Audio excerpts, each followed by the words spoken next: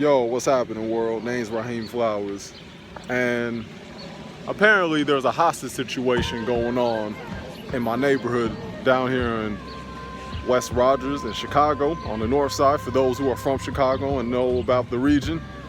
And I'm gonna go drop my own bomb. So lately I've just been ruminating on something that my brother once said, and I'm going to impersonate him on what he said to me. You're 27 years old and you have nothing to show for it. You paid a lease and you haven't even been doing anything your time. You spent 2-3 years, and mind you, he was on one, so to speak. He had a few of the spirit and liquor in him. And you know, interestingly enough, the situation did humble me more, but it was a double-edged sword to it. It made me fall back on my own younger brother, who I always shared my visions with. We made it through the flames with each other. There were times when my own pops was gonna get into it with him and beat his ass, and I was there to look out for him so that wouldn't happen, even at my own personal well-being. Whenever he asked for money and financial assistance, even when I wasn't working back in 2013, I assisted him. And to be honest and fair, there was a point in time when my younger brother Muhammad, told me in 2017 how he was proud of me because of what I was doing with my endeavors, and an email that I showed him. And you know, I never will discredit anything that my brother has ever done for me. I don't discredit anything anybody does for me, irrespective of where we stand with each other personally. You know what I'm saying? But I can't even front. That did hurt me. That hurt really bad. Somebody who I've known for 98% of my life to pretty much develop a doubt and skepticism to what I'm doing. And honestly, and I don't want to get too deep into it right now, but honestly, it's always been that dynamic with me and my younger brother Muhammad. Like, no doubt, I'm sure, like, my brother loves me, cares about my well-being, but there's always been the respect element that I've always questioned that he had, as opposed to my older brother, who is also a content creator and has something known as the Mogul Minds, and you all can check that out. And you know, I'm happy for my brother's success and endeavors that he's had, and the fact that my brother's gonna get married. I don't take anything away from anybody. That's always been me. And for all intents and purposes, my younger brother should know that he could never pull my card. I was in a moment of blind rage because I saw my good friend who's been absent for like the last 2 years. I saw his sister on a bus, and I didn't even take time to go and catch up with her and see how she's doing, and if she knows anything about the whereabouts of my good friend. In addition to that, you know, I missed my niece's graduation, and then all those things just came to my mind and I blacked out. But me speaking now in an elucidated state, like, yeah, like when my brother said the things that he said, I'm not saying that factually speaking he was wrong about certain things. And if you look at it from the surface and you look at it from that perspective, then how can you argue and dispute a lot of things that he said? But again, if you only take what I've been doing at face value. But that's just the more, I guess you could say, the more harsher side of the video that I'm gonna be doing. This is the 5th part of Confession of a Black Man, starring Raheem Flowers.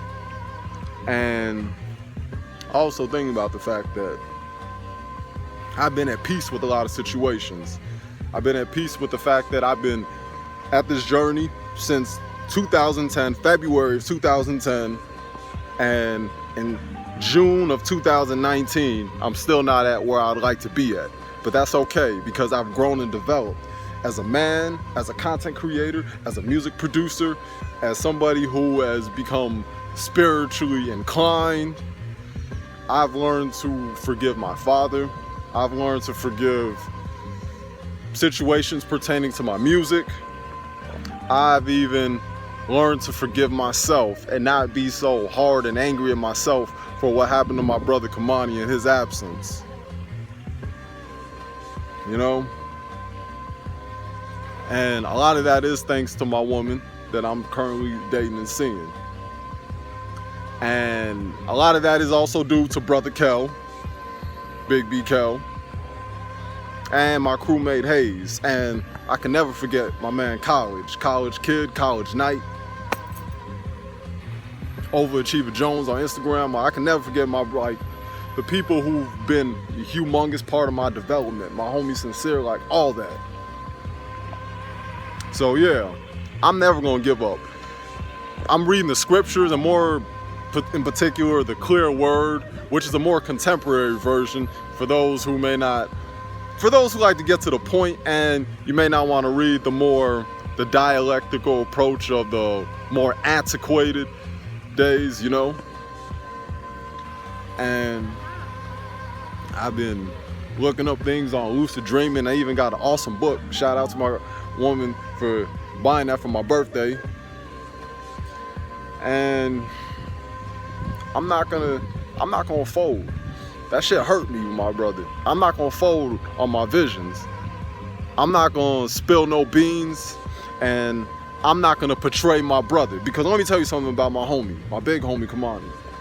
I wanted to mortally wound myself on his own birthday because of how angry I was about the situation. I wanted to mortally, and I'm telling this to my woman, and I'm thinking about it, and it just goes to show you that my mind was still in a dark place, and those thought processes did not omit out of my mind, out of my body and soul up until recently. And it took a situation like my brother, who had to be on one, who wasn't even 100% sober, for him to say those harshly critical things that he said about me. But in the long run, he did help me, and he did do me a favor. So I do thank you, Muhammad. Yup. I won't take that away from you at all, bro. Because even under the underlining fact of what you said, you were really doing me a favor, whether you were attempting to do me a favor or not. All the people in my life who I've looked at as obstacles, and I thought about a video that I watched from Kane Carter when he was speaking about voices. And he even had a recent video where he was talking about basically creating and mapping out and being an architect of your own life. Like, that's what you gotta do, man. Because it's either you build your own dream or your own visions, or you're gonna end up being a vessel for somebody else. And I ain't gonna be nobody's vessel, you feel me? That's just where my head is at when it comes to that. I know what it's like, man. I had to be in special ed. I've constantly been shunned down. I've been in schools with the Caucasians down there in Lakeview, being shunned down by the teachers and staffs and the students. You know what I mean? I know what it's like. I know what it's like being in school with hood niggas, and you know, they talk about your dialect and the whole you talk too white, and then they question your own lineage because of my pigment. But then when you look at my family pictures and the portraits, you realize that I'm a brother just like y'all, even though I'm more or less like a Benjamin Banneker, both in mind, and if you want to look at it, the genetics of me and my lineage and my mother. Anywho, back to the video, man. Some old Negro and some fat bitch wouldn't shut the fuck up, so let me go and continue what I was saying. Yeah, I know what it's like being shunned down by Caucasians. I know what it's like being shunned down by hood niggas and other black folks. I know what it's like being in special ed and having to deal with that bullshit stigma. So, I'm not gonna ever run away from who I am and what I went through. I know about my hard-headedness, my stubbornness. I know about my relentless ways and how mean-spirited I can even be from time to time. I'll never run away from the type of person I've become throughout my experiences. And that's why I make these videos. So in the relative near future, niggas like sweet ass Marcus, aka Tariq Nasheed, won't try to expose me, because I got a lot of things to expose and unfold with myself. You feel me? It's that 8 Mile effect that Eminem did, or B Rabbit. So that's why, a part of why I make the videos I make, and just to share with you guys the type of individual I am and how I grew up coming up in the world as a black man. You feel me? So that's how I'm gonna end this off.